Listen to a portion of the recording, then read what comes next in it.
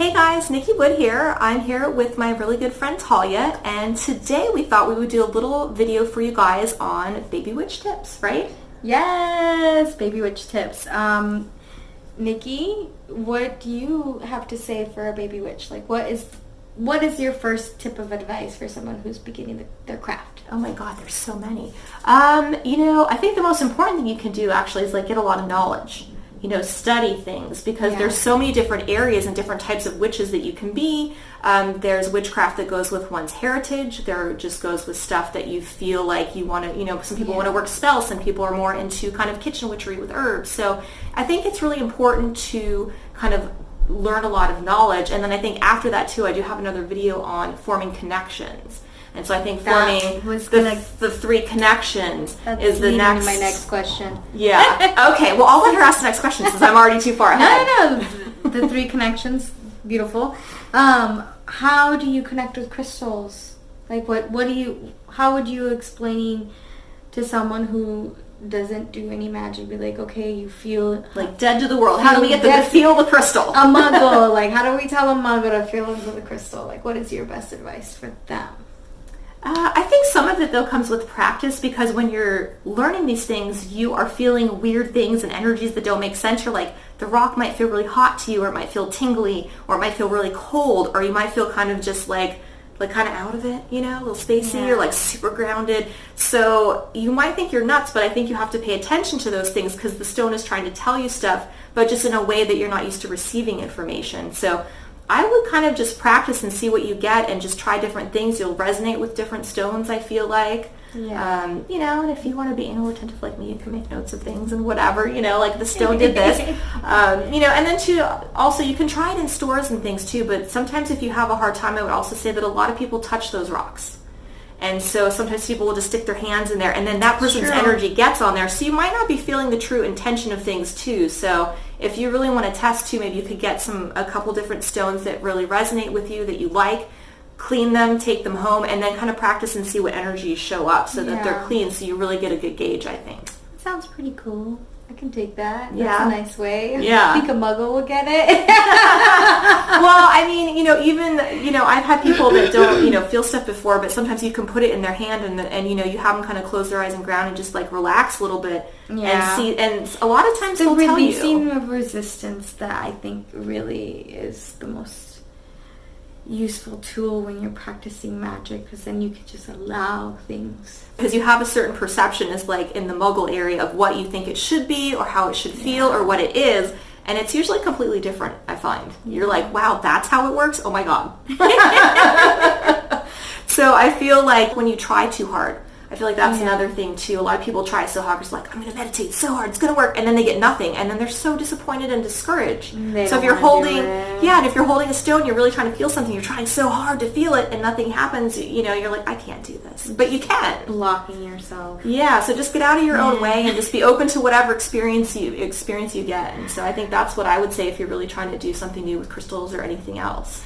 So next thing I think for baby witches, I think it's good for you guys to know is what herbs do you think are good herbs to kind of start working with?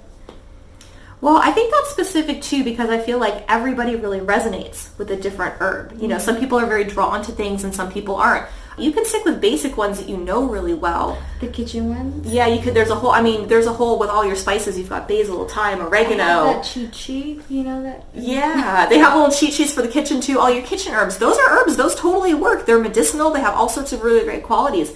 If you have stuff in your yard that you've planted that you really like, go with what's around you. Yeah, what's around you. Maybe you've got stuff down the street. If you're drawn to anything, I always say go with what you're drawn to. Yeah. Or you can just get a book and flip open to pages and see if there's something that you really like or it's and that's a form you. Of divination. That's a good question. Next, what's your favorite way of divining, or besides the tarot? I have a lot of different tools because I've been doing this a while. Muscle testing. I know she's been doing a lot of muscle testing. That's a way of divining for yourself. Yeah, there's a lot of different ways. You can do palm reading, you can do tarot, you can do pendulum, you can do the muscle testing. You can either go like this or you can kind of try to pull your hands apart.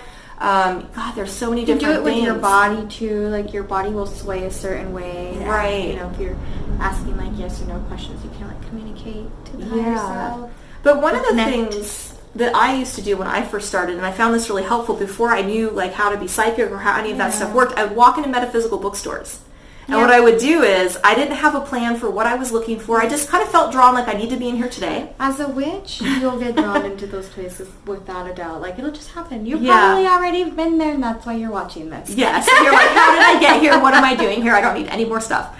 But the thing that really helped for me is that when I walked into the store, I would just kind of let my eyes kind of focus in on wherever they wanted to go. It's sort of like those really horrible paintings from the 90s that were all the dots and nobody can see it. You had to kind of like move your eyes a weird way to see like the space shuttle or whatever. It's sort of like you just kind of relax and your eyes will automatically go where they need to go. And so that's how I would find books, and I would take the books off the shelf and I would read it and see if it was either what I was looking for. That's a form of divining. Yeah, and that's also too when I learned to read tarot and I still had to use my book, I would look at the definitions on the page, and wherever my eyes kind of like settled on a word or whatever, I just knew that that was the right definition. That's the connection. That's so the divining. Yeah, and I mention that because if you're starting and you don't know and some of these other things we're talking about are confusing, that's a really super easy way to do it. Anybody can do it. It's not hard. So if you can start there, the rest of it will start opening up for you. So okay, so yeah, this is great because I'm starting to think back to all the things where I was like, I wish I knew when I first started practicing magic, you know. Like, I wish someone would have told me me to like basically trust your intuition, like what you're seeing or what you're feeling or what you're hearing or what you're saying is, you know, most likely probably the correct. Yeah, and I also have a class that I kind of did specifically because of this, and I'm working on editing right now, so you can check back if you watch this and see if it's up. It's called Intro to Spirituality, and it's kind of learning how to be psychic. Yeah, so, and I talk about all the different ways that you can divine information, what the psychic abilities are, and in the class I also talk like how you can test those abilities to like kind of fine tune them a little bit. Yeah. So there's a lot of other great stuff too, but little exercises are so fun. Yeah. I've done those with some of my girlfriends. Yeah, it's great. It works. It's real. It's dope. Yeah, so that's another way too if you're kind of trying to start and figure out, well, like, I'm getting these weird things. This is a question I'm getting a lot from people lately too. I've got some blog articles up on like what your psychic abilities are. Working on another one, should be up soon too. I made a really funny post about this today too. Did you? Yeah, so it's on point. This is something that's important that people are wanting to know. So yeah, so I kind of put up like, because people are like, well, I have this weird thing. I get these things. So, but what do I do with it? How do I help people? What's going on? So, you know, I'm trying to kind of put content up that will talk about this. Because I feel like it's, when you start, you're really trying to figure it out. You on your phone. I know, but focus. I just want to share busy. this meme with you guys. It's just really funny. It says clairvoyance, when a bitch be seeing shit. Clairaudience, when a bitch be hearing shit. Okay? Clairsentient, when a bitch be feeling shit. Okay? Because we bitches be feeling shit. Okay? Intuition. Claircognizance, when a bitch just be knowing shit. Okay? We will all, like, over time, like, experience probably all of these psychic abilities. Correct. And you usually start off with one. The one that most people get the most is clairvoyance, because I think that's the easiest to develop, especially if you're doing meditation. It's all about visualizing and then trying to download more from spirit than from your own personal internal, like, I want to picture this right now. Yeah. So the more you meditate, the more you learn to kind of go back and forth between the two. But clairaudience was my second one that I got, and then I kind of started getting all of the other ones. So, and they can come and go over time too. You might only have two, and that's okay. So just use what you have and fine tune that. So develop like what you feel is like the way that you communicate the easiest. Right? Through spirit world. Yeah, and they'll let you know. You'll just be getting stuff, and you'll be like, oh my gosh, what was that? Yeah, there's people who see auras. There's, you know, people who see dead people. Sometimes it's not my preferred method of divination, but when they want to say something or they want to give a message or they need help or something, they will come by. But Nikki doesn't do seances anymore. I do not. No.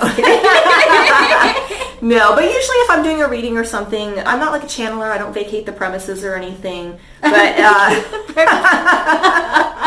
but yeah, I mean, that's what you have to do. But you know, if somebody does come by in a reading, it's not 100% where I'm like, you know, I definitely channel people. This is what happens. If someone wants to come by and talk with you and we're in a reading and they show up, I will always give you the message. I'll usually ask if you want to receive it first before I just unload things on people, but I usually ask and they show up when they're supposed to, and so I feel like that's good enough for me. So. Right.